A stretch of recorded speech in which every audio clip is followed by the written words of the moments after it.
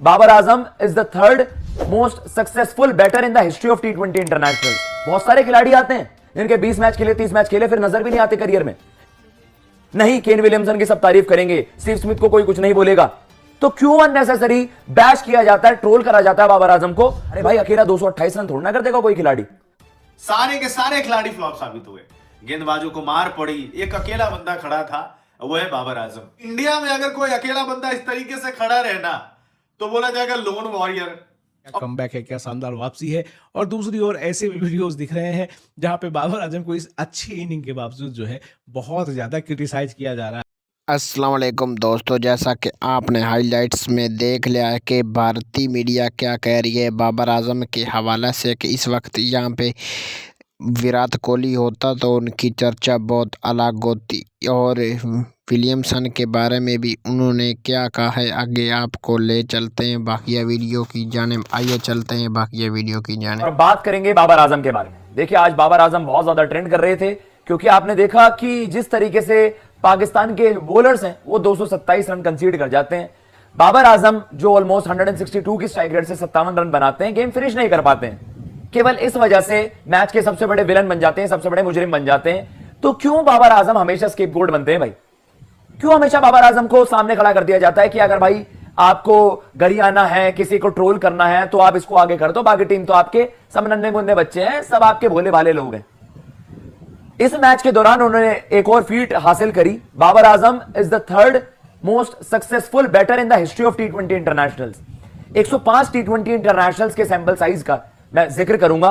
105 T20 internationals के बाद करीबन 42 की औसत है बाबर आजम की और स्ट्राइक रेट ऑलमोस्ट 129 है। 129 स्ट्राइक रेट पर आप सवाल उठा सकते हो क्योंकि बाबर आजम ने कंसिस्टेंटली अपने करियर में, जैसे आप बैटिंग पोजीशन देख रहे हो, ऑलवेज ओपन करना, और आप शुरुआती में देखते हो पावर प्ले को यूटिलाइज आपको करना होता है, वो सारी चीजें होती हैं। लेकिन स्टिल अगर आप प्रोपोर्शनली बात करते हो कि किन कंडीशंस में बाबर को जिम्बाब्वे भी कहा जाता है, इनमें से कितनी पारियां, कितने मैचेस आपको जिम्बाब्वे के वर्सेस दिख रहे हैं? शायद ये मैंने जो पिछले कुछ 20-30 पारियों के सैंपल साइज है उसमें तो एक भी मैच जिम्बाब्वे का नहीं है, वर्ल्ड कप का एक मैच है।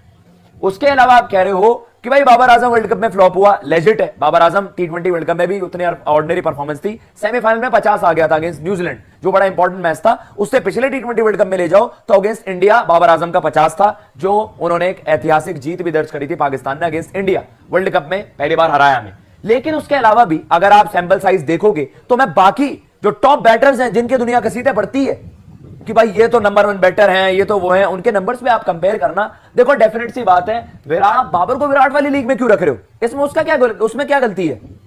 बट अगर वो रोहित शर्मा विराट कोहली के बाद थर्ड हाईएस्ट रन गेटर है तो दैट मींस उसने कंसिस्टेंटली कुछ तो करा होगा ना। तो क्यों अननेसेसरी बैश किया जाता है, ट्रोल करा जाता है बाबर आजम को? जो कि उसके नंबर्स में आपको बता दूं भाई कि बाबर आजम हमेशा से स्टैट पैड करता है, ये उसके विनिंग कॉन्ट्रीब्यूशंस के रन है। 79 कर दिए 53 गेंद में अगेंस्ट न्यूजीलैंड है, 55 कर दिए 40 बॉल पर, चाहे 138 की स्ट्राइक रेट है, पर मैच विनिंग कॉज में आई है। अभी न्यूजीलैंड के वर्सेस 100 किया था 58 गेंदों में, 174.13 की इनकी स्ट्राइक रेट थी जो पाकिस्तान में खेलने गई थी न्यूजीलैंड। उसके अलावा आप देख रहे हो कि 55 करे हैं, 87 करे हैं 59 बॉल पर, 150 के करीबन स्ट्राइक रेट। उसके अलावा 100 करा है 66 बॉलों में। केन विलियमसन का स्ट्राइक रेट भी अर्ली 30s में है। स्टीव स्मिथ का महज करियर जो एवरेज है T20 इंटरनेशनल में वो 25 का है और स्ट्राइक रेट 125 की है। लेकिन कभी स्ट्राइक इन पर तो इतना नहीं कहा जाता ये कंप्लीट फेलियर है, ये बुरे खिलाड़ी हैं ऑल। तो सारा ठीकड़ा, हार का ठीकड़ा, सारे नंबर्स बाबर आजम के अगेंस्ट ही क्यों आते हैं, मुझे समझ नहीं आता। अगर आप विराट कोहली से कंपेयर करोगे भाई, वो तो अनफॉर्चुनेट चीज है। तो कहीं ना कहीं सारा मसला यही है कि भाई स्केपगोट बाबर आजम को ही बार बार बना दिया जाता है। नंबर्स इतने भी खराब नहीं है। अगर आप करियर की लॉन्जिविटी देखोगे भाई, 10 मैच में अगर आपको दिख जाए भाई 150 की स्ट्राइक रेट से खेल रहा है, क्या प्लेयर आ गया।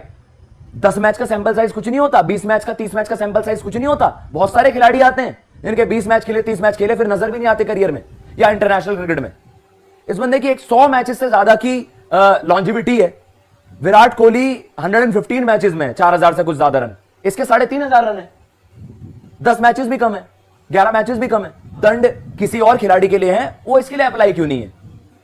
नहीं, केन विलियमसन की सब तारीफ करेंगे, स्टीव स्मिथ को कोई कुछ नहीं बोलेगा, लेकिन सारा आप ब्लेम डालते हो बाबर आजम पर। सो द थिंग इज कि नंबर्स उतने भी बुरे नहीं है और कि भाई 57 करे तो पर पाकिस्तान जीती क्या? अरे भाई, अकेला 228 रन थोड़ा ना कर देगा कोई खिलाड़ी। बाकी सारी चीजें भी तो आपने असेस करनी होती हैं।